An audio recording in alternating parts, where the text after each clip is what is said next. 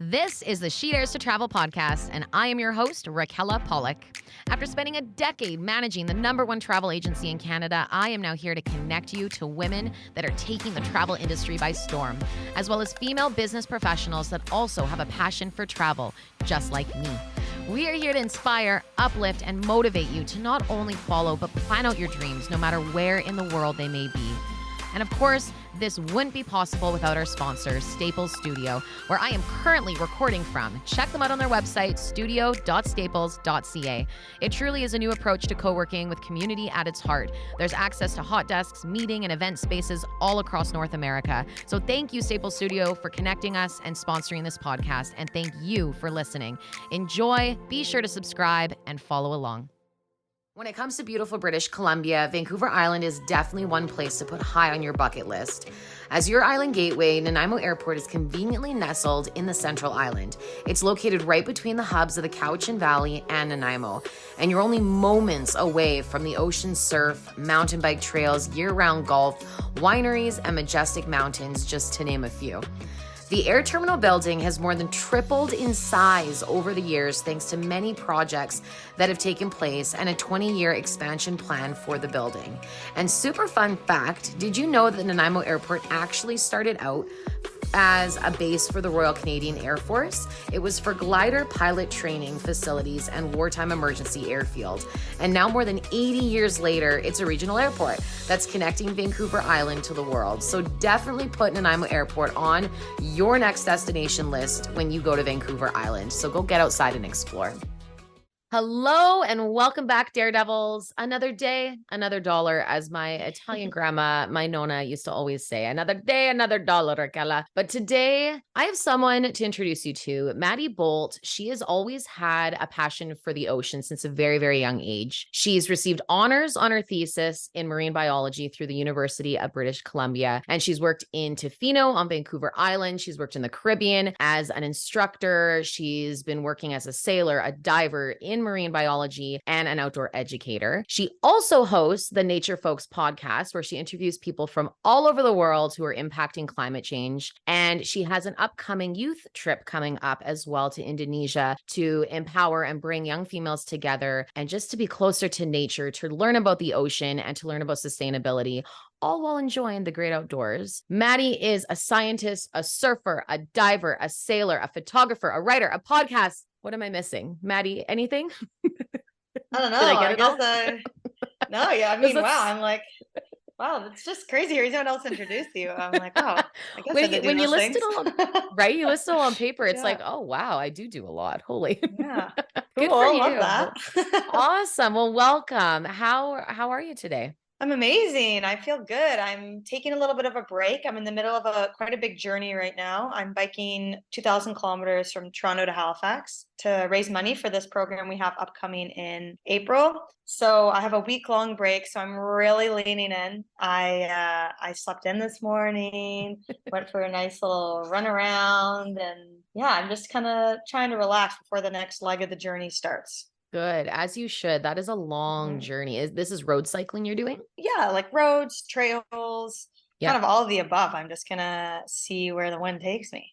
Cool. Is it just you doing it, or is there quite a few people? Yeah, it's just me. And I did the first part. So I did Toronto to Kingston, which was about 4 days with a friend, my childhood friend. And then Kingston to Montreal, I did on my own. And then Montreal to Halifax will be on my own. And I think there's something really beautiful about doing intense journeys on your own. And I just actually this year sailed across the Pacific Ocean as well. And I wasn't the only person on the boat, but I had a lot of solo watches. Every night I was on from midnight to 4 a.m. on my own, like under the moon. And I just think there's something so beautiful about spending that time with yourself and really just leaning into what your thoughts say and what you're thinking about during those times. So I really enjoy that sort of thing. Wow, that's incredible. Sort of kind of relate. I went sailing in the Maldives with my husband for our honeymoon. We did charter a cabin, so there were other people there. But there was one night, and I've talked about this before, but it's such a good story. And there was one night that we were, it was so hot. The AC turns off at 6 p.m. We're like, you know what, let's just sleep on the deck. So we found like this little walkway area, brought up a sheet and some pillows. And then we woke up to the most incredible sunrise, dolphins swimming past us. It was so calm. So like, I've never Oh. seen water so calm, but having that time, even though it was with my husband, with yourself, I can relate in that way. Good Mhm. for you. And especially to see how far you can push yourself too, right? Totally. I love just Yeah. surprising yourself. I think that's something I've really been leading into this last year too. Just thinking, okay, how can I surprise myself further? How can I, push my boundaries in a productive way that is something that doing something that I never thought I'd do before. So I Wow. think if Love it's that. not a little scary, it's not worth it. Amen to that. If it's not, Mhm. if there's no fear in it, you're not growing, right? Got to push Totally. past. Someone even told me on this, I think it was the last podcast, and it was, there's a book called Feel the Fear and Do It Anyway, which is so relatable. I know I need to read I that love one. that. I So love that. you are currently in Montreal right now. And where do you typically live? So I do not have a home address. I'm very Okay. much leaning into the whole she Nomad dares to life. travel Yay. mindset. I mean, my home address that I give people is my parents' place in Mhm. Alberta, but I haven't been there in a while. Yeah. But I don't know. I'm at the age right now where I don't have children. I don't have a partner. I don't have a job where I have to be in person. So I'm really just trying to take advantage of that and travel as much as I want. And I kind of taking these years as my reconnaissance years, just traveling as much as I can, figuring out places that I love the best, and then I'll return to those. So I do spend a Perfect. lot of my time in Ontario in the summer, just because that's where I have my childhood cottage. Mhm. And then I also spend quite a bit of time between Australia and Indonesia just because I'm a surfer and it's where there's great waves and where I have a lot of friends and connections and things like that. Awesome. So how many places do you think you've traveled to then? A lot. And I mean, I I'm not gonna paint a different picture. I did grow up fortunate. My parents loved to travel, Mhm. and that obviously sparked a curiosity for me. And so I did a lot of traveling as a kid with my family, which I'm very grateful for. Mhm. And I kind of carried that into my adult life. So I do think that a lot of it does come from it does help if you have a family that can afford to do that when you're growing up, but it's Mhm. also not completely necessary. Like now that I'm on my own, I travel for work. So I, take jobs that pay me to travel. So they pay for my flights, or, the sailing job that I just did, sailing across Pacific Ocean. I worked with a skipper and they covered my travel expenses. And that way I got to see, some of the parts of the world that I never dreamed of seeing before. And that was, through a work opportunity. So Mhm. I've been to a lot of different places. I don't know if I know the number, but I was actually last year, was kind of my travel year, I'd like to say, Yeah. but it's extending. I'm still traveling in my travel year, and it's been more than a year. But I did go to every continent, which was really cool, Amazing. except for Antarctica, I guess, Yeah. because I don't know how I feel ethically about traveling down there right now just because of climate Mm, change. But yeah. it's also really expensive and I didn't have an opportunity to work down there. But I was able to go to Asia and Australia and South Africa for a family wedding. And then I was in the Galapagos for the job, the sailing job, Ooh, nice. and Canada, North America, where I live. So I did kind Yeah. of bop That was all over all the in a show. year. Yeah. One whole year. Yeah. Woo-hoo-hoo. I don't worry. I carbon offset my flights, but it was Oh, a good for lot. you. It was Good a for you. That's lot. a lot. It was That a is a lot. lot. Wow, that is so exciting. I mean, out of all the places you've been, can you actually even pick a favorite? I know it's always such a hard question for me when people ask. Oh, it's such a hard question. Uh-huh. And I think it just depends on where you're at in your life and what you want to do. And I mean, I'm 25 right now, so I'm thinking a lot about where I want to live, where I want to be, where I want to settle Mm-hmm. and have a community. And I'm struggling because I just love so many places. Oh, this is like the question that plagues me. But I love Australia and I love Canada, like to live. I think those are two Yeah. amazing Yeah. places to live. I feel very grateful to be a Canadian, to have a Canadian Mm-hmm. passport. And in terms of traveling, oh, I don't know. I do love Okay, Indonesia. how about for one of your favorite cities and then one of your Mm, favorite adventure places? okay. I'd say one of my favorite cities is probably I honestly love Montreal. Like Montreal Oh, is such a Montreal's great beautiful. city. Yeah. It's Europe. It feels very European, but it's in Yes. Canada and there's always You got stuff going on. great poutine always. Totally. And it kind of just feels like a little bit of, because everyone's speaking French, I got to practice my French. Mm-hmm.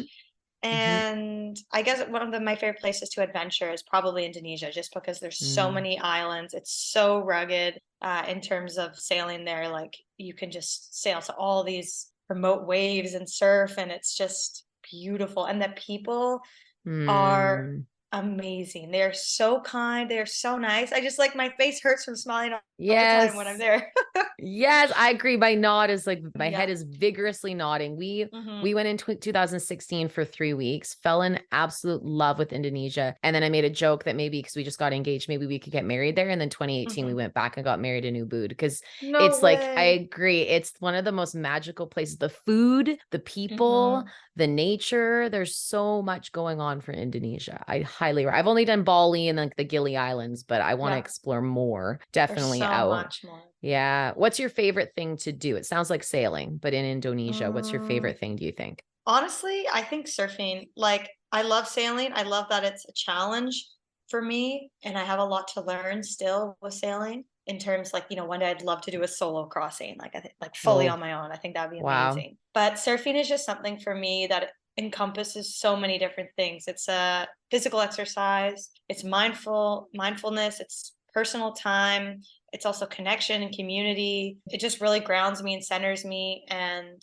I don't know what my life would be without it. And I'm just really grateful. Like sometimes I'm just out there Wow. surfing and catching waves on my own, and I just like want to cry. I'm so grateful that it's Oh, something that's in my life. Like amazing. it's just I feel very lucky. And how, when did you start surfing? I started when I was maybe, I mean, there's pictures of me surfing as like a little kid at those little wave Yeah. pools, but Okay. I Hmm. started surfing like in the ocean on waves when I was maybe 13, 14. Okay. But I do it like, twice a year, every once in a while. And then I went to UBC for school in Vancouver and did some trips in uni to California and to Tofino and to the Great Territory doing Hmm. doing more surfing there. And then I really started to feel like started to understand the ocean. Still don't understand the ocean, but started to be Yeah. able to read it a bit better when I moved to Australia in my third year of university when I was Hmm. 20. Okay. And yeah, that probably was that was a big year of getting pummeled and thrashed around. Yeah, Vancouver Island. It can do that. Hmm. Is your family pretty big surfers, or is this something you just kind of took on yourself? I don't know. It was so weird. It's just something that I just always knew, even before I Yeah. touched the surfboard, that I was going to do.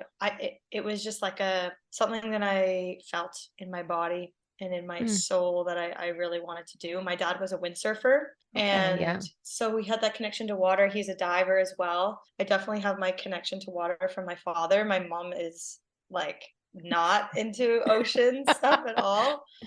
So yeah, it's something my dad and I connect on. Oh, I love that. So then with this passion, obviously from a very young age, is that like, was it always a no-brainer you wanted to get into marine biology because of that? Or did that kind of take you a bit? Or how did you get into that? 100%.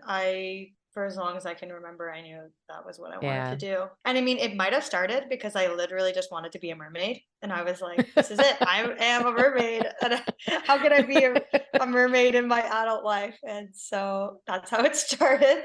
I also think there's an aspect of like, I'm the kind of person that when I say I'm going to do something, I do it almost to Yeah. a fault.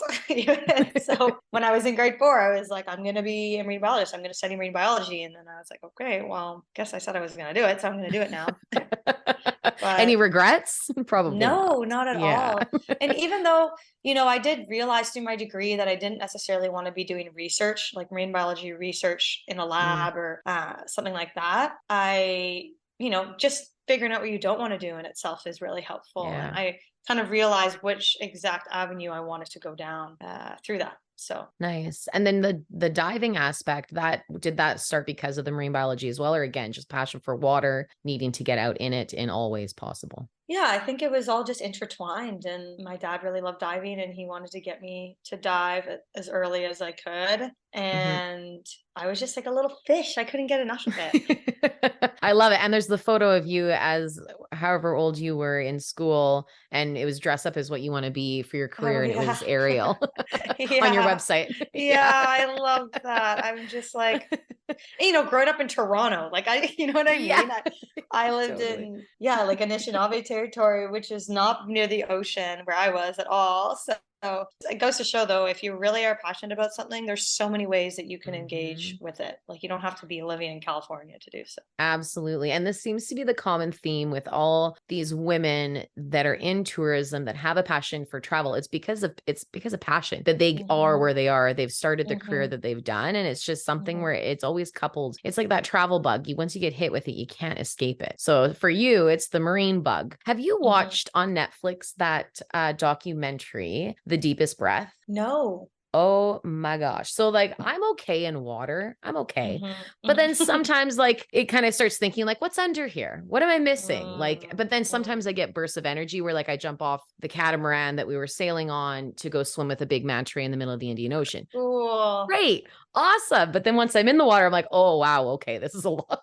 But anyways, the Yeah. deepest breath, it's about free diving and then free diving competitions that are hosted around the world. Mm. One in the Bahamas, I think it was, in the deep blue, but it's really interesting. And it follows this woman who just basically wanted to be the deepest diver. And it is unreal what they put their bodies through to go so deep into the Mm. ocean. But then what they keep saying too, which I can imagine you probably have felt before, is that feeling of overwhelming calm. And just it's like Mm. the whole ocean is like singing to you in a way when you're Mm. so low in the ocean. Mm. But sounds quite I'd beautiful. love to watch that. I mean, I haven't done a lot Hmm. of free diving. Something I Yeah. would be interested in doing. But yeah, I'll definitely watch it. I don't have a Netflix account Right. right now.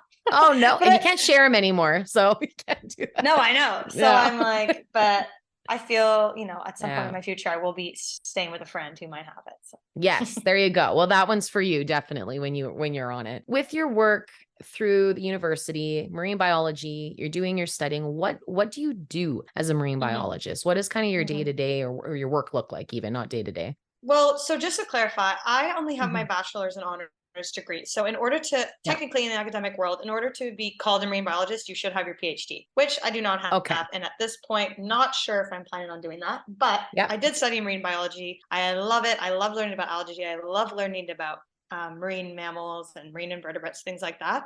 But Mhm. I can give you an idea of what studying marine biology Yeah. leads to. And so I worked for a while as an outdoor educator in Toluca territory on the west coast of Vancouver Island. And that was amazing. I was outside every day on the land, in the forest, on the beach, in the Mm. tidal pools, talking about the ocean and things like this. Mhm. And after that, I took some time off to travel, sail. I sailed, worked as a mate, so sailing around the world doing that. That led to some very Mhm. interesting and exciting experiences. So after my time sailing, Sailing. Yep. now I'm working online as a researcher and writer. So I work for a nonprofit studying threats to salmon on the west coast of Vancouver Island. So that I love because I get to research and write, but I'm not actually like in a lab, which I just really don't like the lab environment, but I get Yeah. to, research and learn from indigenous knowledge holders and the government and different policies and different papers and scientists and aggregate all that data and knowledge together to write reports and to just learn. And I think I really also enjoy it because I feel like I'm doing something useful. I feel like overfishing is one of the biggest problems that our climate is facing after human induced fossil fuel consumption and global warming. So it does feel like something really useful. And yeah, I really enjoy working remotely. I get to, Mhm. make my own hours and travel around, and I get to learn about salmon and fish. And yeah, so I do that right So now. neat. Very neat. Have you Mhm. been to in Vancouver Island, they have the Impacts and Sustainability Conference. Have you been to Mm, that? I It's haven't. typically January. It usually is in January. I think last year was in March. Hmm. But something for you to look at. I tend to go. Hmm. And it's just a couple day conference, but there's just a lot of change makers from all over Canada that come to it that are Hmm. all really focusing on sustainability. So it Hmm. might be something for you to look at as well, anyways. But that all sounds incredible. Definitely incredible. For someone looking to go into studying about marine biology, what kind of advice would you have for them? Because marine biology is such a huge field, try as many different aspects of it that you can to figure out what you like. Because for me, I did the diving, I did the Hmm. sailing, I did the research in the lab, I did the research in the field. I did marine mammal hospital practicums. I Mm, just tried dipping my toe in all these different areas and choosing the one that works best for me. So try doing that first. There's so many, especially if you're in high school, there's so many volunteer and internship opportunities where you're able to exchange your time for experience and see what it would be like to work at a algae herbarium or something like that, at a museum, or to work in education with marine biology, or to work in research. So see what you like, because it's all very different. And you can have a mm-hmm. passion for marine biology, but really like the research and really not like the education side, or vice versa. So there's a lot of different avenues you can go down. Very neat. With going back to you saying that you've done the recent trip over the Pacific Ocean, that was work related. So you got hired on. Was that specific to do research, or was this to charter people? So I was hired on as a sailor. So I was helping this family sail from the Galapagos in Ecuador to French Polynesia, the Marquesas Islands. So that was purely technical skill based. I helped them sail across the ocean. Wow, that's amazing. And for when you are doing a lot of those trips, how do you decide or pick the ones you want to be on? Or is it more that you just submit your resume, see what comes back, and then decide? Or what's the process there? I try to listen to my intuition, actually. I think that I am quite in tune with what feels right for me. And I had a couple opportunities come up and something just didn't sit right with me with them. Maybe I felt that it wasn't really completely safe, or I wasn't sure of the captain's abilities, or I didn't know if I felt like I would enjoy it. And then this experience came along, and it just really felt right. And I tried to listen to my intuition, and it ended up being an amazing experience. Awesome. How many days was that? I was on the boat with them, I think, for around 56 days, and we were at sea without contact with the outside world for 21 days when we were doing the crossing. Wow. 4 people total? It was me and the parents, and then their 2 kids. Holy, oh, what an adventure. Wow. How old were the kids? 6 and 8. Oh my God, I love that. Holy, see, these are things that you wouldn't really think about. I don't have children myself, but I would like to think if I did, I would take them on a sailing adventure. Maybe. Totally. I don't know. It's a I say great that way to now. learn about life and cultures and hardships. Wow. And Wow. So what other parts of the world have you sailed in, and how did it compare to something that long? Have you done other trips that long? no, that was my first open ocean crossing, and I absolutely loved it. I worked as a sailing and diving instructor in the British Virgin Islands for 3 or 4 summers, and that was amazing. Very different sailing, though, very relaxed, the trade winds are quite constant there, and lots of marinas and anchorages. You're in a different anchorage every night, so you're not sailing at night. So that was a really awesome way to start, because it was really controlled. I was just helping out, so I wasn't in charge, which was nice, because that's where I learned all the basis of everything I know. And then I also sailed a bit in Indonesia through connections I made there. And that was just amazing, because I wasn't working. That was just for fun. And I just met these people and sailed around with them, and just had some of the most insane experiences of my life. And it was really cool. So cool. With the different parts you've been in, how do you pack for those trips? How do you pack for a sailing trip? Like, we try to pack really light, but we also were kind of backpacking through a lot of other places, went to Sri Lanka and all the above. But how do you do it? What's your tip? Packing tip 101. Well, I will say I am the queen of packing light, because I'm literally living on a bike right now, and I have one pair of clothes that I wear that aren't my bike clothes. And I think about like the level of discomfort versus the weight, and I'm like, okay, do I really need, I don't know, do I really need 2 types of sunscreen, or can I just use one? And yes, I think it's also helpful. Like, I don't use a lot of things that other people use. Like, I don't know, I don't use face creams and washes and shampoo and things like that. I just kind of like, I don't know, I'm a little bit of a wild child in that way. But yeah. I and I don't pack unnecessary things. And Yeah.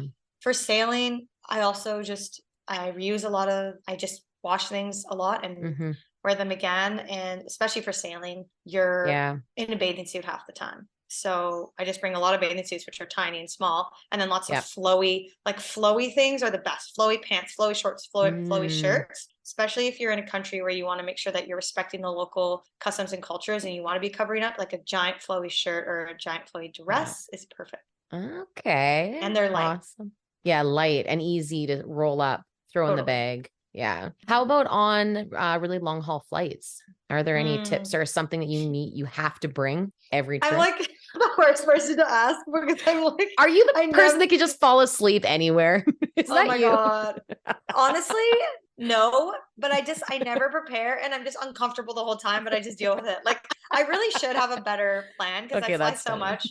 But I just like the other day, not the other day, a couple months ago, I was flying from Indonesia to South Africa and I Mhm. just like gone out for dinner and I was with friends and I was doing some work and I'm like, okay, I gotta catch this flight. Like I'll see you guys later.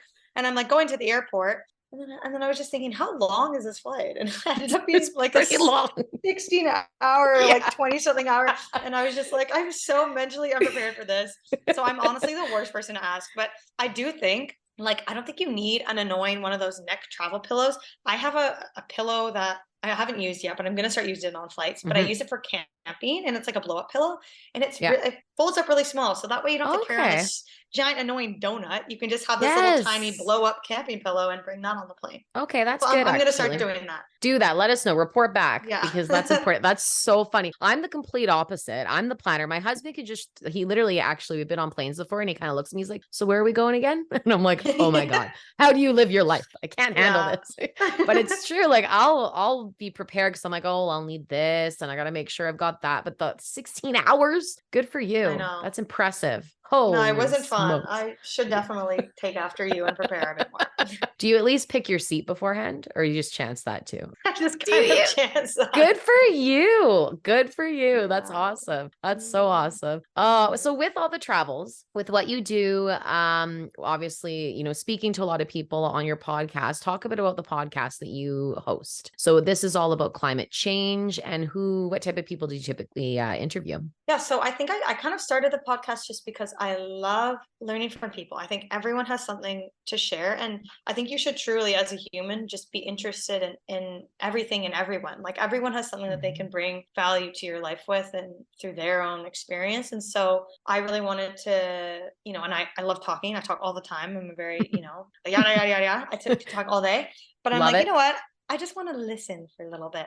And so, Mm, especially within the context of climate change and environmental stories, I thought I knew so many amazing people that were doing so many cool things in that sphere. And I was traveling, and I just thought it was the perfect opportunity to learn and listen to people doing amazing things in the environmental realm. And so I did one season of that, and it was an amazing experience. And I just had some amazing conversations, and I just thought it would be nice to share. And at the end of the day, humans are storytellers, right? Like we love mhm. learning and listening, and I think it's an amazing way to disseminate information. So, So true. And again, that's how we grow only by mhm, learning from other people, by researching, listening, podcasts. mhm, There's so much growth we all can do and we continue to mhm, grow in all aspects of our lives, which is fantastic. Very totally. cool. Do you have anyone lined up that you kind of have your eye on that you really, really would love to interview? To be honest, I'm taking a hiatus from the podcast just Yeah. because I've got so much going on, and I can't really bring my podcast Do equipment on you? my little on my little Right. bike.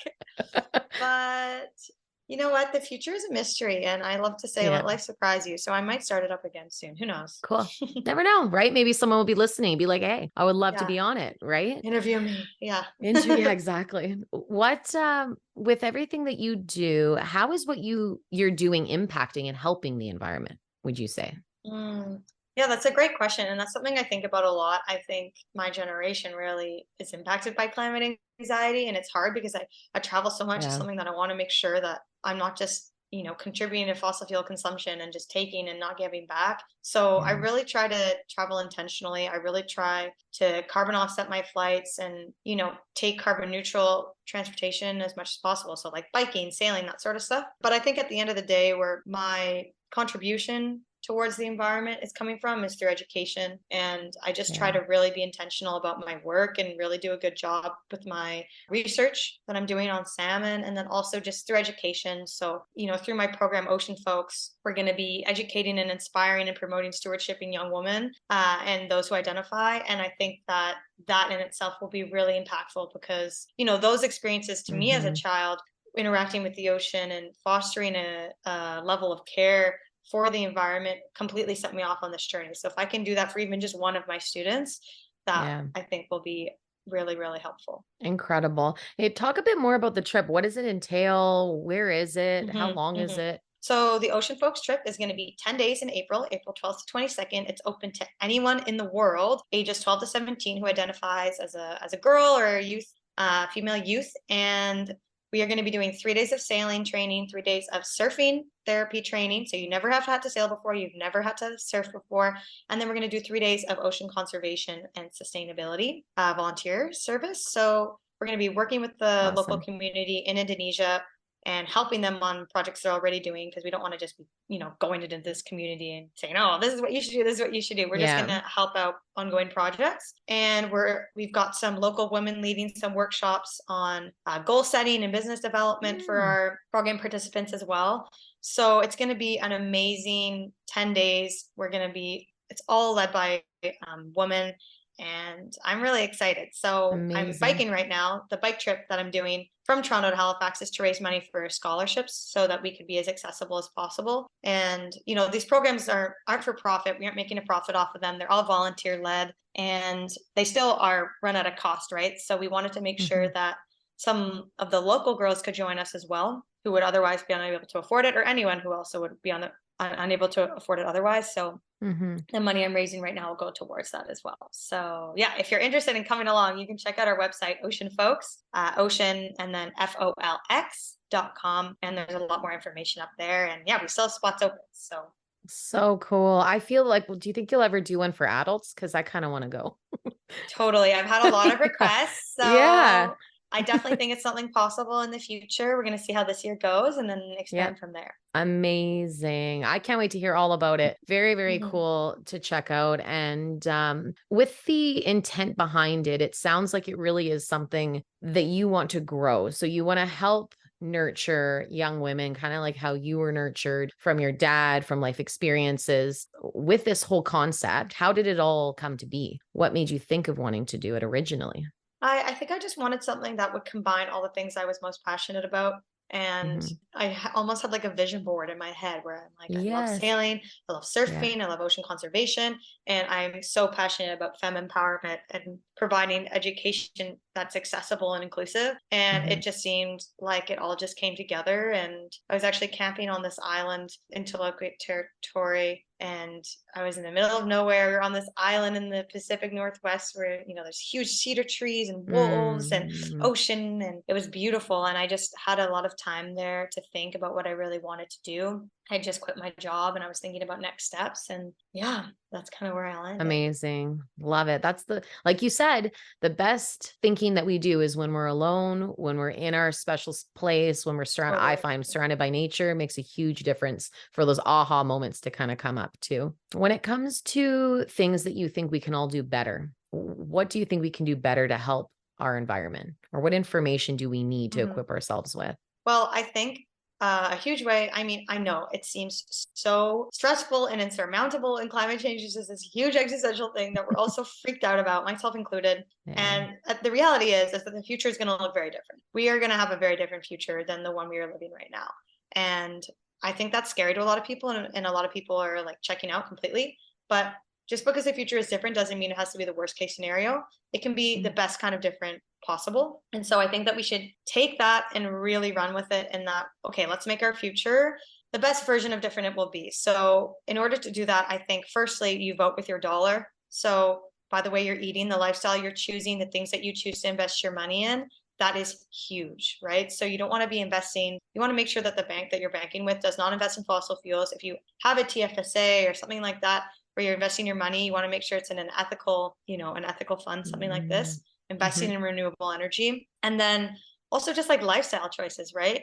So making sure that you're only supporting companies and organizations and things that you really believe in and align with your values. I'm not saying that everyone has to be vegetarian, but if you mhm, love meat, do you really have to eat it every single meal? Maybe you eat it once a day or like once a week. And mhm. that can really, really make an impact. And then obviously on top of voting with your dollar, you can actually vote as well, which is huge. And one of the ways that you can practice your own autonomy and advocating for what you want in your future, but also just in leading a responsible life as a responsible adult. Yeah, absolutely. That's amazing. Thank you. It's good reminders, and you're right. It's things that it can be so simple to do. It's just keeping it front of mind so we continue to think about it and have it front of mind instead of putting it off to the side, being like, oh yeah, but that's going to be a future thing. I have to worry about it right now. And then eventually a future comes and we're here and we're like, oh no, what should we have done? Yeah. Yeah, we don't want to be in that boat. That's for sure. The biggest thing that I think to take away from that as well is that it doesn't have to be all encompassing. It doesn't have to be that you never use plastic water bottles and you never eat meat and you never drive a car. It's just because then it's impossible and it's stressful and people just check out completely. It's just try your best, and it's all about moderation. And I think if you just try every day, and I think it can be really helpful. Absolutely. It makes me think of that quote where it's I can't remember who said it, but it's, we don't need one person making 1,000 changes. We need 1,000 people making one change. And that's what's going to make the difference in the impact. Very good insight. Really good insight. And as a female entrepreneur, what advice would you give to someone who is starting out? I mean, you're obviously in your career, you're starting out, you're growing it. What advice do you have for those looking to grow their passion? There are going to be so many people, yourself included, telling you that, oh, you can't do that, or, oh, no, that's not possible. Literally just block it out. Like, I don't know if that seems unhealthy, but just like ignore it, push it down, and just keep going forward. Honestly, a lot of the time, I repeat a lot of affirmations and mantras to myself every single morning. Yeah. Even before I open my eyes, like the first thing I do is I think about 3 things I'm grateful for. And I just repeat a few mantras and affirmations to myself. And you just simply like have to just keep going forward. And I mean, it sounds really cheesy, but ignoring the haters, like there's going to be so many reasons why you think you can't do something. And you just gotta keep moving, because you can't freeze if you're moving forward. So it's so true. And I agree with you. I'm a firm believer in mantras, in daily affirmations, especially coming out of 2020. I was not doing it before, and I do it intentionally every day since, because I needed it and I've seen the power of it. So I think that's great advice. And you're right. Block out the haters and surround yourself with people. Surround yourself with people that are your vibe. They're your tribe.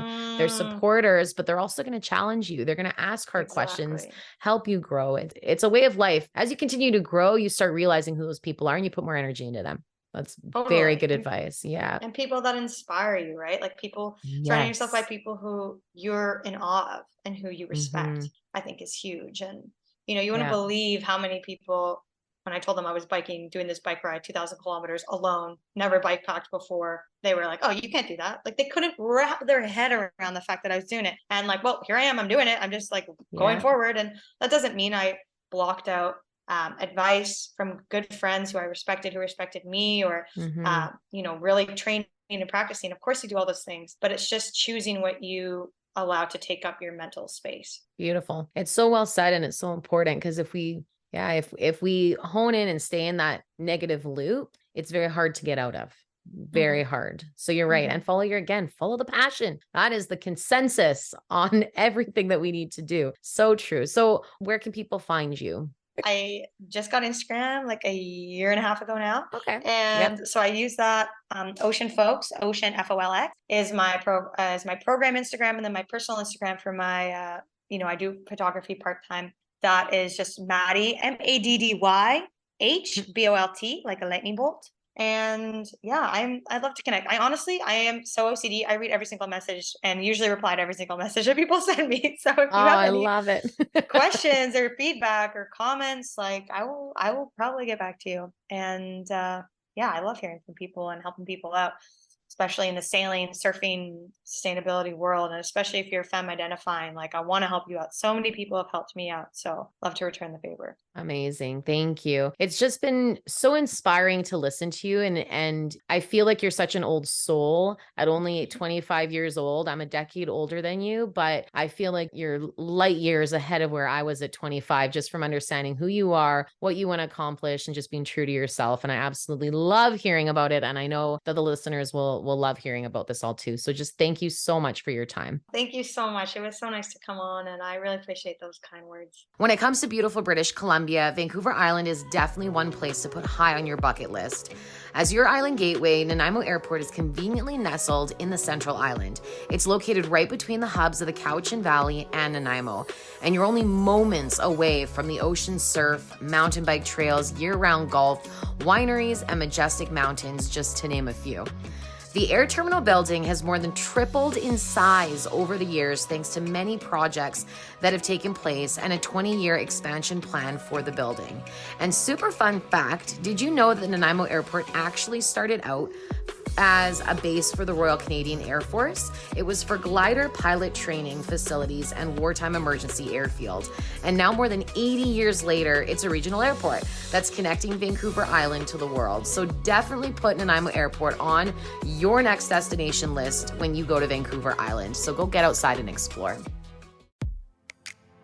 If you like this episode, please subscribe, download a few more, and leave a review. I really would love to hear from you, what you enjoyed and what your key takeaways were. And of course, please let me know if there's any aspect of the travel industry you want me to talk about next. You can also search for the hashtag SheDaresToTravelPodcast on Instagram and comment on the episode's post with your questions. I'd love to answer them all for you guys. I hope you enjoy your day, stay so well, and until next time, fly straight.